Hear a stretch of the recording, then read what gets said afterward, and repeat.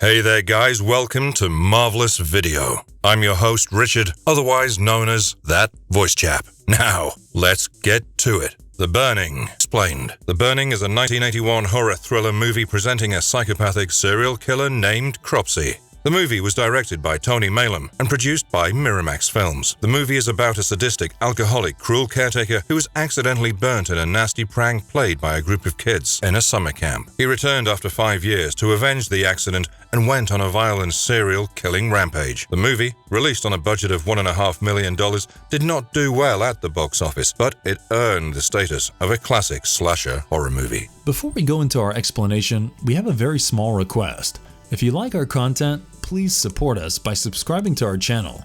This is a small click for you, but for us, it means a lot. Thank you. Let's begin.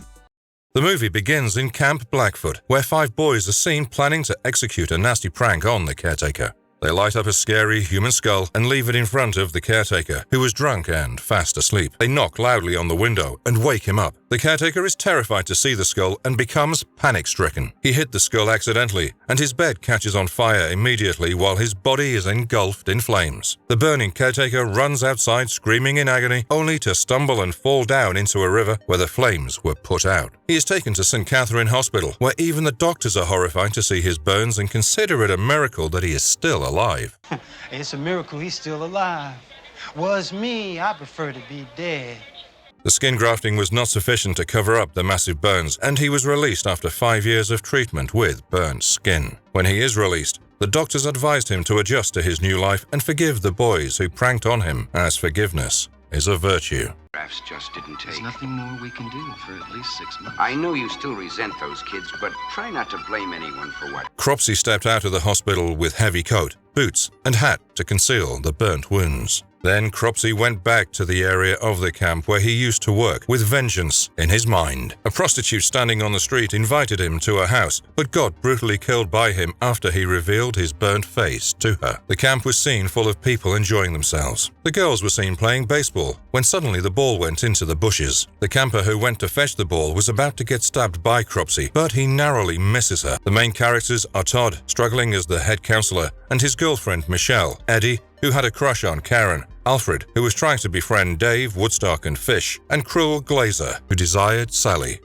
At the dining hall, the girls chatted merrily about their experiences with the boys flirting with them, and then they all went to sleep while Cropsy watched them from a distance. The next morning, as Sally went to take a shower, she had a queer feeling of someone's presence, and ultimately, she pulled the curtain and pulled out Alfred. Sally screamed at the top of her voice, gathering Karen, Michelle, Todd, and Eddie in front of the bathroom, catching Alfred, who was trying to escape. Michelle was distraught with Alfred's behavior and insisted to Todd that he should be thrown out of the camp. But instead of adhering to her, Todd assured her that he would look into the matter seriously. When Todd lashed out at Alfred about his inappropriate behavior, he confessed that it was a silly prank to scare Sally, as he wanted to make her laugh since he was bored, as he had no friends in the camp. Eventually, Todd saw Glazer threatening Alfred to stay away from Sally, and he warned Glazer to behave appropriately in the camp. Everyone went to the lake to swim in the afternoon, and Glazer pushed Alfred into the water, though he knew that Alfred couldn't swim. He then dived into the water and swam across to a jetty where the girls were relaxing to request Sally to join him in swimming. Dave, Fish, and Woodstock saved Alfred from drowning and helped him get out of the water. Consequently, they started harassing Glazer by shooting a BB gun, and while Glazer was shouting back at the boys, one of the girls pushed him back into the water. That night, when everyone was busy enjoying, Alfred was lying depressed on his bed, when suddenly he caught a glimpse of the monstrous face of Cropsy. Oh! Whoa, what's up, man? Oh my God!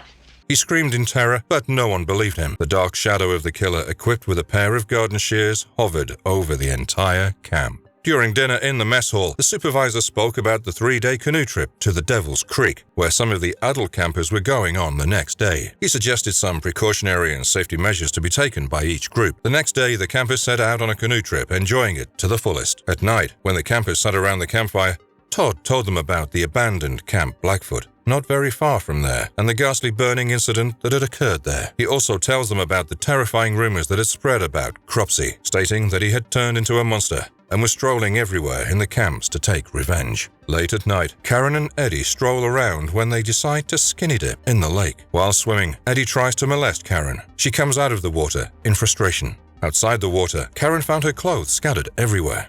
As she looked around for her clothes one by one, suddenly Cropsy grabs her and slashes her throat with his garden shears. Todd and Michelle come looking for Karen in the morning as she was not back in the camp and inquired about her from Eddie, who was fast asleep beside the lake. Eddie told them that Karen had left the lake abruptly and he believed that she had gone back to the main camp. Suddenly, the other campers started shouting that all the canoes were missing. Todd and Michelle discussed the probability that Karen got upset with her fight with Eddie and returned to the main camp with the canoe while the other canoes accidentally got loose, or maybe it was just another silly prank by the young campers. The campers split up into groups and started looking for the canoes while Todd, Michelle, and a few other campers made a raft out of wood in the forest. 5 of the campers, including Eddie and Woodstock, left for the main camp on the raft. On their way, they found one of their canoes floating on the lake, and as soon as they reached the canoe, Cropsy jumped out and slashed everyone, ruthlessly. The killer's next targets were Sally and Glazer, who were in the forest. Alfred, who witnesses Glazer's murder from a distance, quickly runs to Todd and tells him what he saw. At first, Todd doesn't believe him, but then he follows Alfred and finds Glazer's body when suddenly Cropsy attacked them and knocked Todd unconscious. Alfred ran for his life, chased by Cropsy, but somehow he manages to hide from the killer. Michelle, Dave, and the other campers see the raft loosely floating back in the lake. Michelle swims to the raft and discovers the dead and mutilated bodies of her friends. Everyone is terrified, panic-stricken, and the young campers start crying. Todd regained consciousness and asked Michelle to reach the main camp somehow and get some help. Michelle takes the campers along with her on the raft and frantically rows towards the camp. Todd desperately looks for Alfred while Alfred plays hide-and-seek with the killer.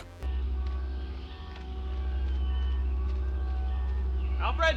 Finally, Cropsy manages to catch him and pin his arm with his shears into the wall. Todd follows Alfred's screams and reaches the abandoned mineshaft where Alfred was captured. Michelle comes back with the supervisor and searches for them, while the police also reached by helicopter. Todd confronted the villain with an axe, and when his burnt, disfigured face is revealed, Todd recalled all the events when he and his friends accidentally set fire to Cropsy. Alfred was somehow able to free himself, and when Cropsy was about to kill Todd, he forced the shear through the killer. While Todd and Alfred walk out, suddenly Cropsy popped back and attacked them, but this time Todd hit him hard with the axe and set him on fire to die. The movie concludes with the new set of campers sitting around the campfire, and their counselor is repeating the same Cropsy rumors to them as Todd did to his campers.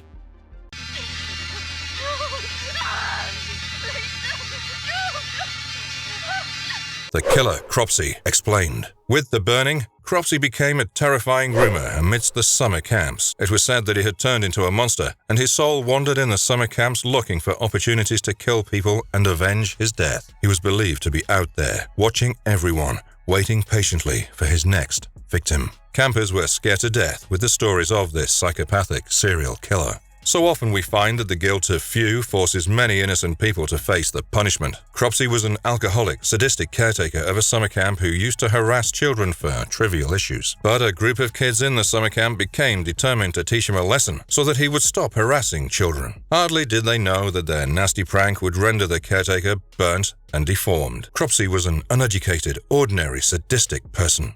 After he was released from the hospital, he knew his life was already ruined, and so he developed an unprecedented grudge and vengeance towards the world, and especially to anyone in the summer camp. His life had only one purpose, which was to kill. His anger towards the world can be felt when he killed the prostitute for no reason, though in the entire movie his disfigured face was hardly shown, while his dark presence was felt throughout the movie. Serial killers are often associated with peculiar weapons, and in this case, Cropsy's weapon is a pair of garden shears which were used to shape plants in the garden. He not only intended to kill people, but his hatred and vengeance were revealed in his brutal slashing and mutilating of the victims. The burning title not only referred to the literal burning of his body, but also justified the burning anger inside him, which converted him into one of the cruelest psychopathic serial killers.